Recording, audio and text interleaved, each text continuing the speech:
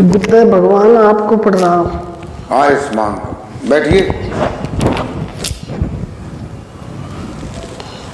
क्या नाम है आपका? दिव्या। अच्छा, कहाँ से आई?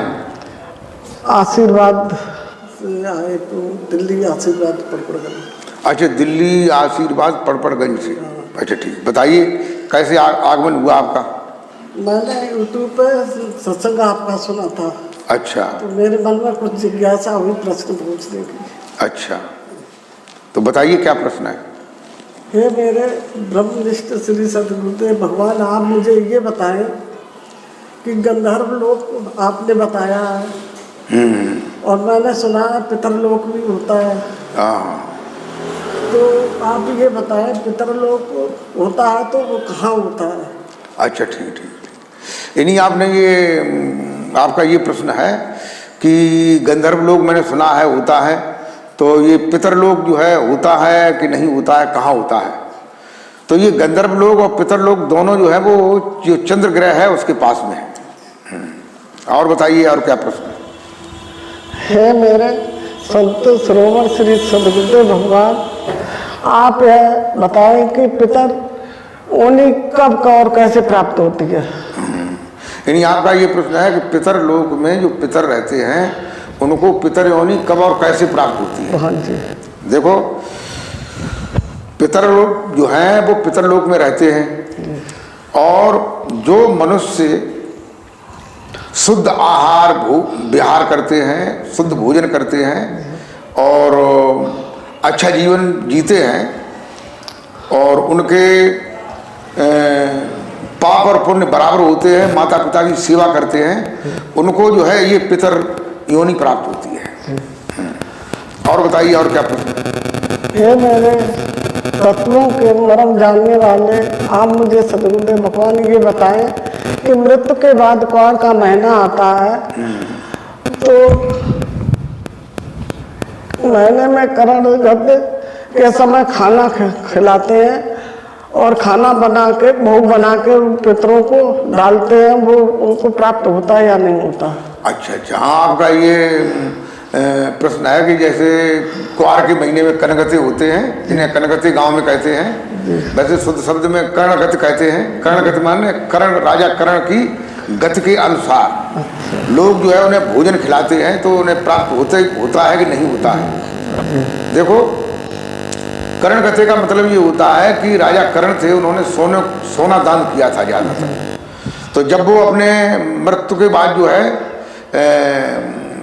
उस लोक में गए, स्वर्ग लोक में, तो वहाँ सोना ही सोना उन्हें मिला। अब खाने के लिए सोने की रोटी तो खाई नहीं जाएगी, न सोने की सब्जी खाई जाएगी। तो उसके बाद जो है उन्होंने फिर उसी शरीर में फिर वो लौट आए थोड़ी देर में, फिर वो 15 दिन तक जो है रहे। तो 15 दिन की जो है कर्णगति मानी जाती है। तो उन्होंने दान दिया, अन्न दान किया, वस्त्र दान किया, तमाम तरह के अच्छे अच्छे दान किए और दान करते समय उन्होंने दाढ़ी भी नहीं बनवाई, टाइम नहीं मिला। लेकिन आजकल हम देखते हैं कि कर्णगति के टाइम पे लोग जो है दाढ़ी नहीं बनवाते हैं और दान एक नया पैसा नहीं करते। तो देखो, ये जो पितरों को हम खिलाते हैं, तो जैसे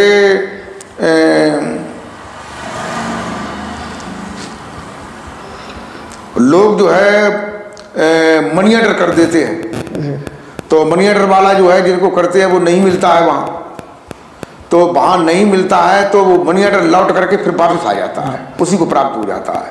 ऐसे ही जो भी पुण्य बनता है वो अगर पितरों को नहीं प्राप्त होता है तो तुम्हें प्राप्त हो जाता है। अच्छा, पितरों को क्यों प्राप्त नहीं होता है? कि जैसे पितर योनि में वो न जा करके उसे पशु की, पक्षी की, मनुष्य की योनि मिल गई और हम समझ रहे वो पितरों में चले गए। तो ऐसे जो है वो पुण्य किया हुआ उन्हें मिलता है या आपको मिल जाता है? और बताइए क्या प्रश्न है? हे मेरे ईश्वर का भेद बताने वाले श्री सद्गुरुदेव भगवान, आप मुझे ये बताएं, हमारे पूर्व जनों को जन्म मिल जाता है, फिर पितरों को भोग डालते हैं तो उनको भोग प्राप्त होता है या नहीं? अच्छा अच्छा, आपका ये प्रश्न है कि हमारे जैसे कोई पूर्वज हैं उन्हें जन्म मिल गया और हम इधर भोग बना करके खिलाते हैं, तो उन्हें वो भोग मिलता है कि नहीं मिलता है? देखो, जब उन्हें जन्म मिल गया, अब जैसे किसी चिड़िया ने घोंसला बनाया अंडे उसमें बना दिए और अंडे होकर के बच्चे हो गए, चिड़िया वहां से चली गई। अब घोंसले में कोई भोजन चिड़िया के लिए रखे तो चिड़िया भोजन करेगी, क्योंकि चिड़िया है नहीं वहां।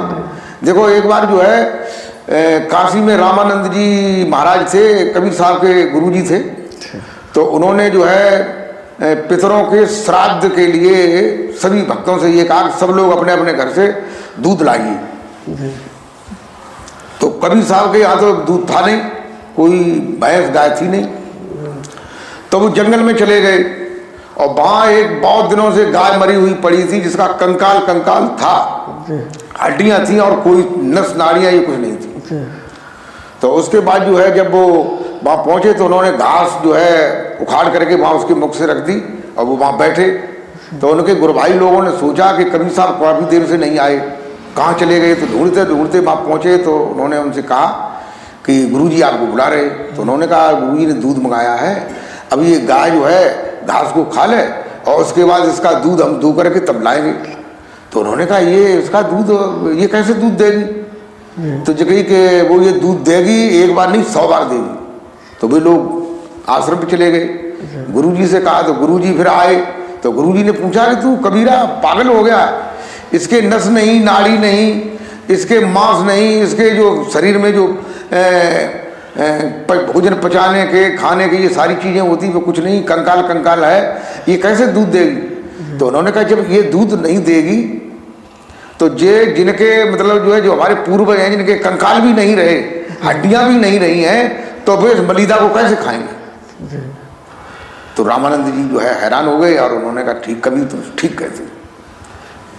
और बताइए और क्या प्रश्न?